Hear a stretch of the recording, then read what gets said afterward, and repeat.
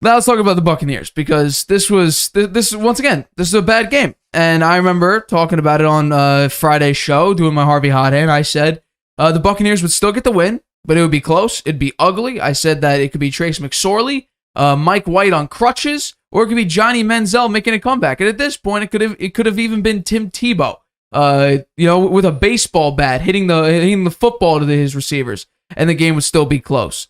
And it was. It went all the way to overtime, and the Buccaneers still got the win, though. They got on a game-winning field goal in overtime. They won 19-16. This was an ugly game. Ugly game. So how impressive was this comeback win for Tom Brady and the Buccaneers in Week 16? Oh, they needed the win, and they got it. I mean, it was ugly, but at the end there, Brady did what he needed to do to move him down the field and score the winning field goal. And before that, the touchdown. He had some nice passes in the last drive that tied the game up, and he did well in the overtime drive too. And the defense looked pretty good for them. Although, as you say, there wasn't much at quarterback there for the Cardinals. So, I think the next game's a big one for the Buccaneers. They've got Carolina, and Carolina's been on a roll here lately. And look at this, Darnold is playing well. That's a little surprising to me. I never thought that guy. I thought he was done. For us, it's going to be a very interesting Friday when we choose when we make our picks, because I'm not going to say what it is now, but I'm going to have a very fun time talking about this team on Friday. So we'll get into that back on Friday, but. I'm going to flip this question on its head. How impressive was this win? It wasn't. So if we're doing on a scale of 0 to 10 on the impressive scale, I would give it a -7, meaning it was 7 out of 10 unimpressive. They had Trace McSorley in his first career start, and he essentially went toe-to-toe with Tom Brady. The Buccaneers have been terrible. The offense didn't really get going. The greatest efficiency you saw on the Bucs is the efficiency you saw basically most of the year when it came down to, late game drives. The Buccaneers have scored the fourth most points late in the fourth quarter and all of overtime. It's just the 3.5 quarters have been terrible. Hey, look here. According to the Bucs scoring in the first 3 quarters in overtime for like 4 games. The first Saints game, 3 points in 3 quarters, and then 17 in the fourth quarter in overtime. Rams, 6 points in the first 3 quarters, then 10 in the fourth or overtime. The second Saints game, 3 points in the first 3 quarters, and then 14 in the fourth in overtime. The Cardinals, which was Sunday night, 6 points in the first 3 quarters, then 13 in the fourth quarter in overtime. This team cannot play a full game.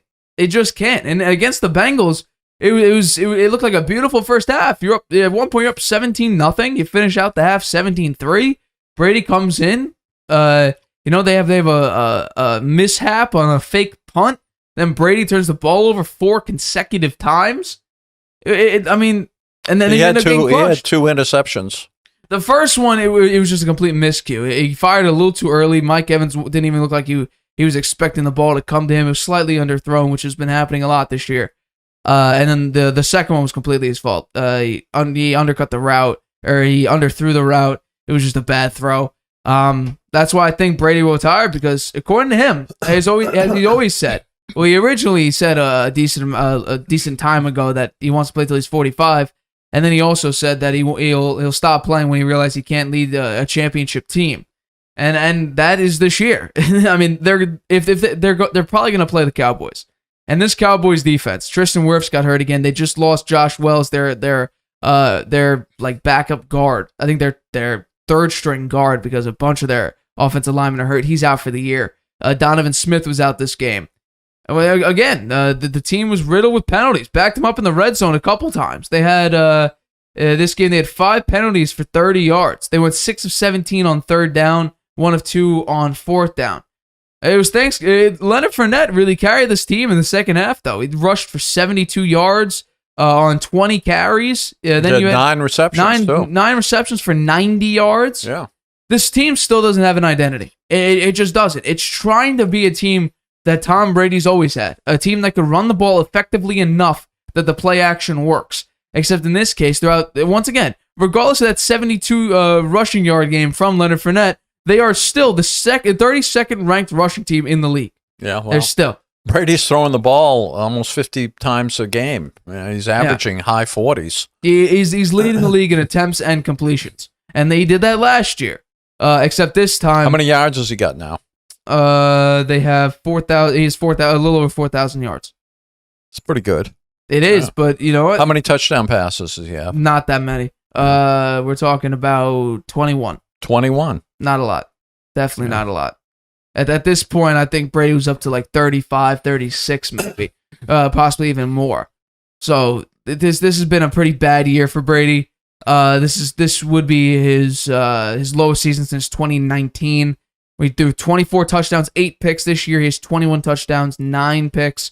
So it's a little bit reminiscent of that. I mean, it's just been an ugly year in the total of it. Like this reminds me of early Brady, where it's just extremely low numbers, not that many touchdowns, trying to run the ball. That's what they've been trying to do all year. Where do you think the Bucs would be without him? I mean, I don't think they'd be much better. I think they'd be a lot worse. I mean, I'm not too sure. I still don't think this team has an identity. They're trying to find their identity, but their identity just isn't working for them. And so I think this is unimpressive. I mean, you had Trace McSorley. The only relevance he has is that there was a song made after him a few years ago. And that's the only relevant part of Trace McSorley. He was a backup for Lamar Jackson most of his career. He made a key mistake late in the game. He tried to shuffle a lateral to one of the running backs, and he threw it high, and the guy muffed it, and the Patriots recovered. I mean, the Bucs recovered. Yeah. So this is very unimpressive. You know, when they play the Cowboys, because I mean, actually, I don't even know, because I'm sort of hinting at my Friday pick. But if Brady gets into the playoffs, and they are going to play the Cowboys as the 4 versus 5 seed. I don't know. This defense against the crippled offensive line of the Bucs, Tom Brady not playing that well, Dak Prescott looking for revenge. They will have a home game. There will be a home game. I don't think it'll matter. Truthfully, I think the Buccaneers have actually played that worse. well at home. Yeah, I'm going to say yeah. I think the Buccaneers have actually played worse at home. So I would take. You know what? I don't care about hinting anymore. I'm picking the Panthers on Friday. I'm picking the Panthers because their defense has showed up most of the time. They just whooped up on the Lions. They slowed down their explosive offense. So I'm going to take the Panthers. The Buccaneers are minus 3-point favorites. I'm choosing Panthers plus 3 to win. I'm taking the Bucs. And you see my new picture in back of me there. I got it for Christmas. Tom Brady, highlights of his career. And I'm sticking with him. It's tough to pick against Tom Brady when it's an important game, a game to get into the playoffs. So I'm going to be picking the Bucs. And you're probably going to be losing that. I'm just going to say that right now.